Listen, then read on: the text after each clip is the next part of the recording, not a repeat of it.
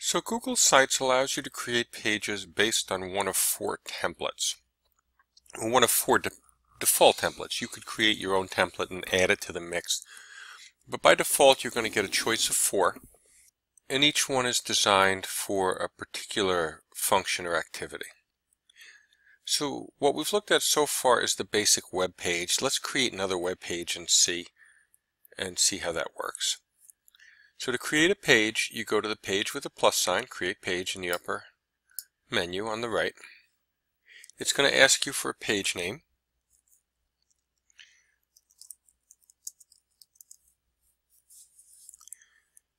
It's going to ask you what type of template to use, and you can see here that there are four. We'll go through them in order, but the first is web page, so let's try that. And it's going to ask where you want to put it. So putting it on the top level is at the same level as the home page, and I can do that. As a matter of fact, I will do that.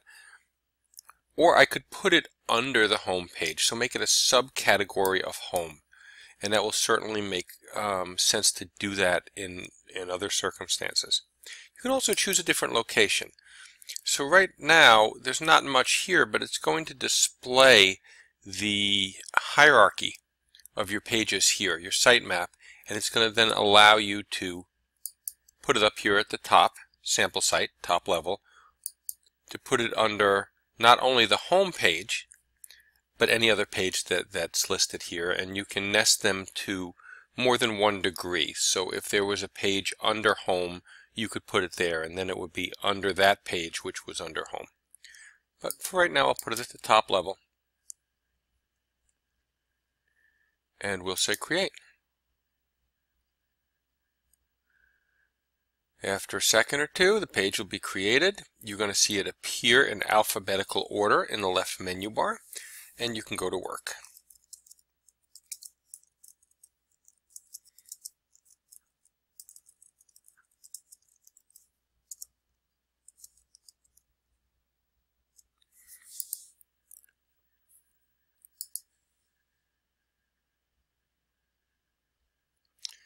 Okay, another type of page we can create is called an announcements page. And it's kind of like a very simple blog page, a place that you can post announcements, and if you choose, other people can comment back to. So here's my What's Up page. I'm going to choose as a template announcements. I'll put that at the top level as well and create that so we can take a look at how that works.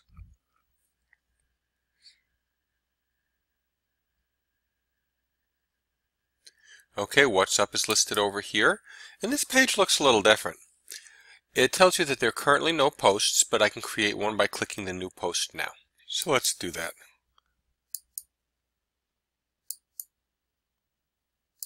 Okay, give the post a title.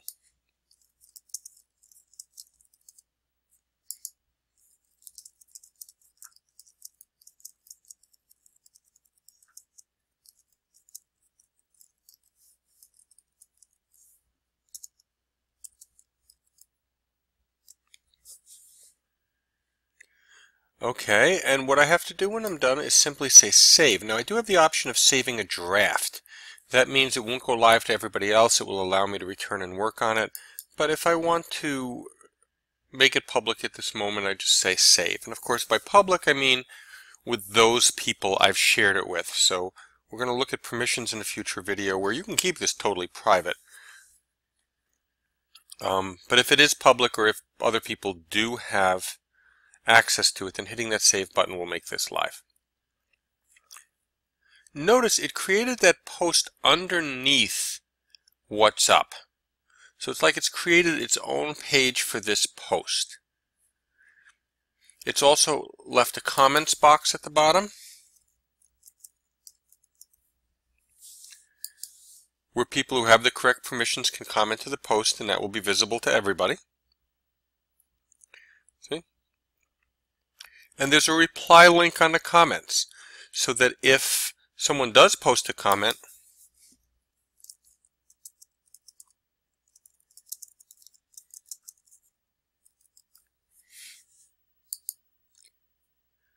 you'll notice that reply, I can edit it or delete it because I'm the one who did it. or I could reply to the reply. So you can keep a conversation going underneath here. If I click on What's Up, I'm going to see that post listed on What's Up. Let's try a new post.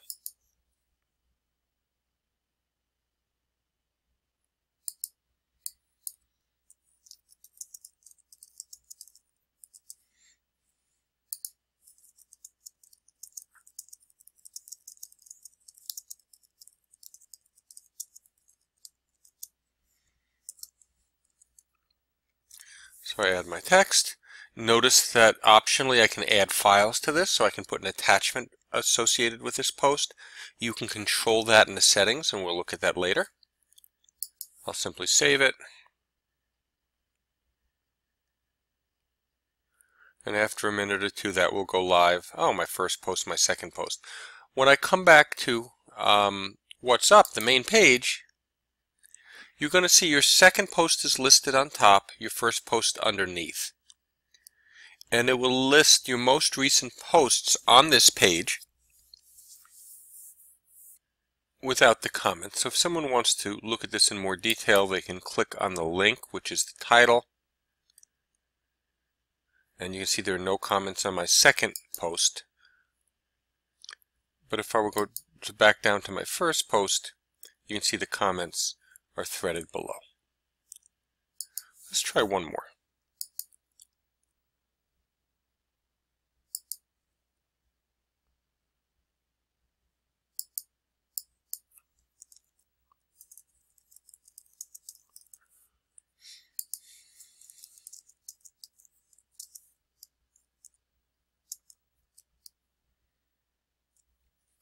This time I'm going to save it as a draft.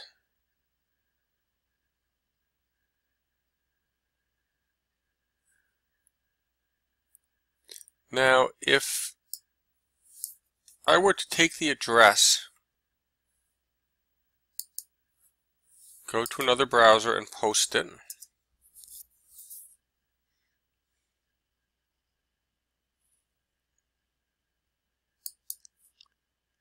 you can see that the first two posts, the What's Up page and the first two posts, are visible, but that other page is not. Okay, so let me come back and see what I'm going to do about that. Another post is listed here,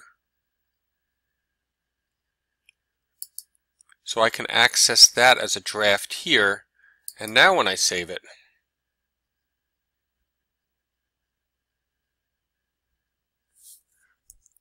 flip back to the other browser and refresh, it's now visible. Okay, so it's just a matter of potentially keeping something in a draft state, not exposing it to your users until you're ready to use it, or until you're ready for them to see it. Okay, a third type of page is something called a file cabinet. Again, I'm going to put it at the top level. And a file cabinet is simply, I need a page name. A file cabinet is simply a convenient way to distribute files to your students. So these can be, PDF documents or Word files, Excel files, pictures, anything you want you can load into here. And you can add them from a variety of places. You can simply say add a file, grab it from your computer, and after a moment or two it will upload and it will be available. Depending on the file type, there may be an option to view it. So a PDF file is very common. Most people have viewers, so there's a view option, or to download it to their own computers. Let's add one more. See, adding a JPEG is no different. It's a picture, but I can just put it right up there. And there it is. A second option is to add a link. And you can do that by simply copying the web address and pasting it in there, and then putting some text.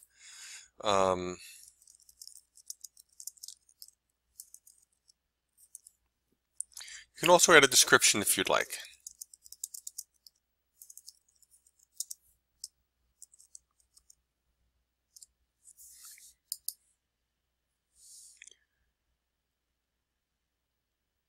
And there. You can see that your sample is going to cause it to take up a lot of space if it's long, so keep that in mind as you're creating this.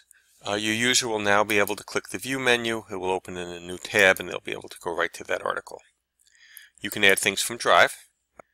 And this is displaying the contents of my associated Google Drive right here. You can also go to things that were previously selected, so it's going to keep track of things that I've done before. Or I could upload things directly into my drive and link them at the same time. So if I did have that file on my desktop or on my computer and I said, okay, I want to get it into Drive where I can organize it, and I also want to insert it at the same time, that would be an option here. So in this case, I'll just go find that picture and bring it up. And it appears right here. Okay, I do have a Move To option. And I have no place to move these right now, but I have the option within here to make a new folder. So I am going to make a new folder. Let me call this Unit 1. So these are my Unit 1 materials. So I'm going to help students to organize themselves. And I'm going to take this document and this document, and I'm going to move them into Unit 1. I'll create one more folder here called Unit 2. And now I can take, let me collapse Unit 1 so that I'm not confused by these files. And I'll take these two files and I'll move those into Unit 2. Okay, so users can come in, they can see your folder structure here. They can open or close to see the contents of those folders. Note that there are no checkboxes next to the folders themselves, and that's because it doesn't allow nesting of folders like you would normally expect. So that's an unfortunate limitation. Otherwise, I could put in, subsection 1, subsection 2, or however I wanted to do that within these and get a really nice structure. I'm going to be limited to one level here. So that is a drawback. I do have the option of selecting one or more files and hitting the delete button. Now we'll remove them from this file cabinet page. And I also have the option to subscribe to changes. So now if I've shared this with somebody else and there's another teacher adding documents and stuff, I'll be notified through email when that happens. I can also comment directly on this page. And those are the basic options that are available to you in a file cabinet template. Now let's take a look at the last type of template. So I'll create one more page.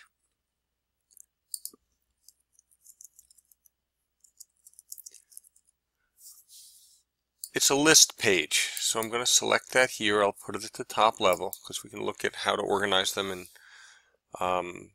under subcategories, etc. at another time. This particular template is going to start with 4 options. These are 4 different type of templates you can use, but you can modify them as well. So you're not limited to these, but you want to pick one to start. So let's just say action items, and I'll use that template. It creates for me a template with these 4 categories, and this is the type of thing that varies from template to template, which categories are included. I can add an additional item, or I can add items to this, or I can customize the list. So let's look at adding an item first. The owner is, I'm going to assign myself. The description is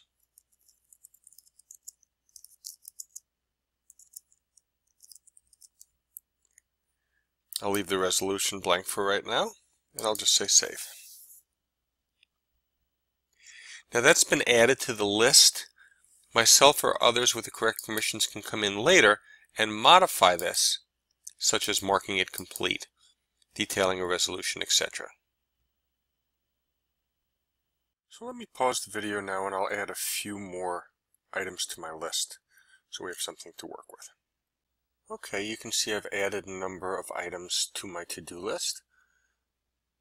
The first column shows us the owner, and you can see that there are several different people who own these tasks. So I'm working on this project with this J. Smith person.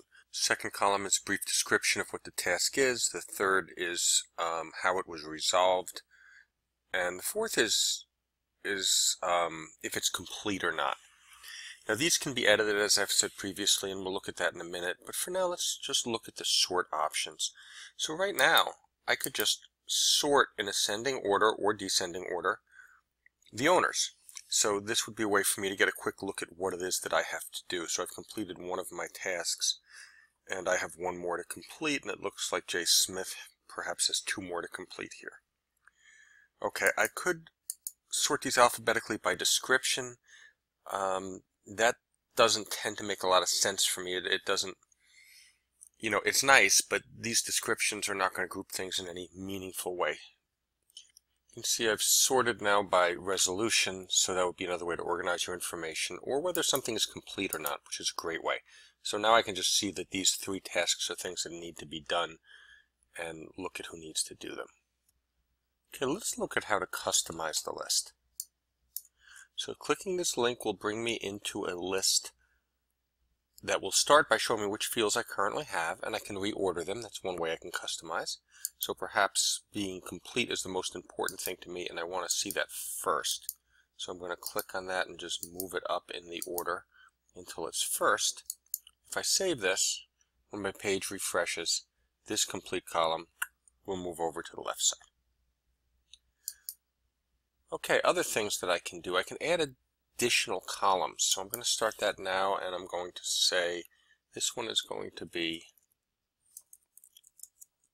goal date. And I'm going to make this a date type of field. So you have several options. You can use a checkbox field.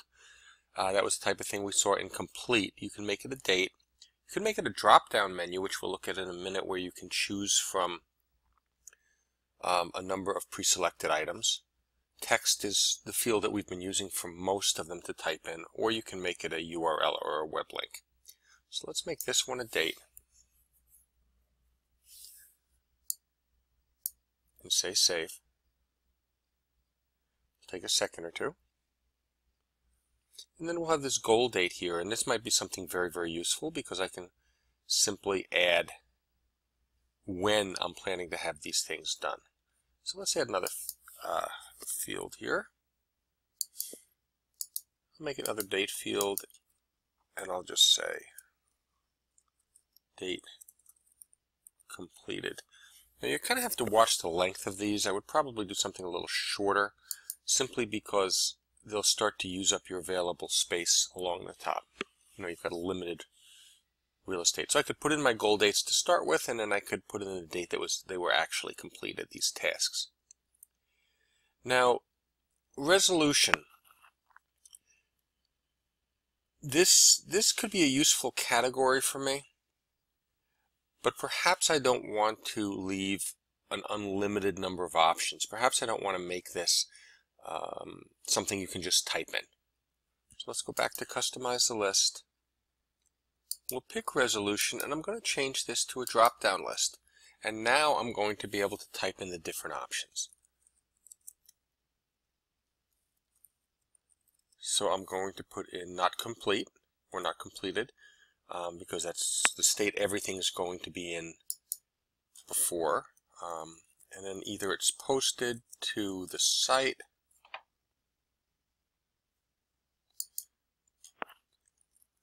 posted to YouTube,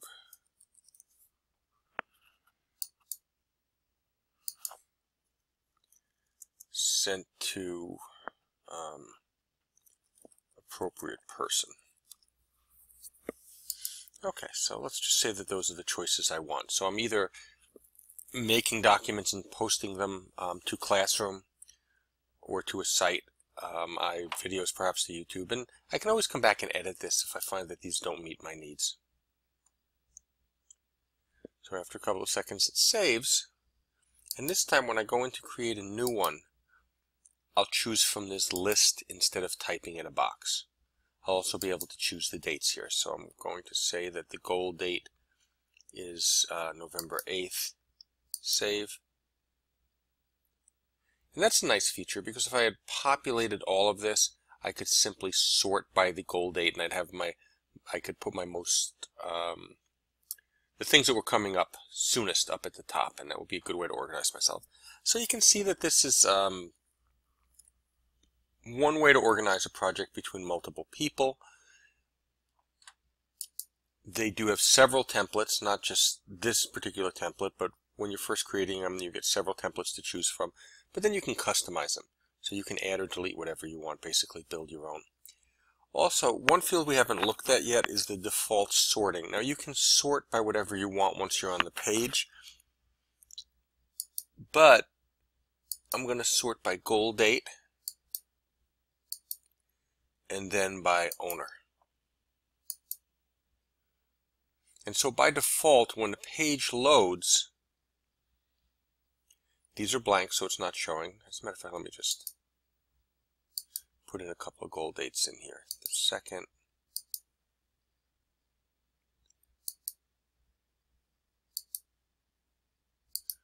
goal date here is the 17th.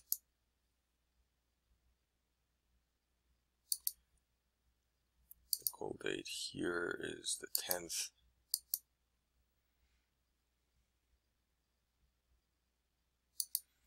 And the goal date here is the 22nd.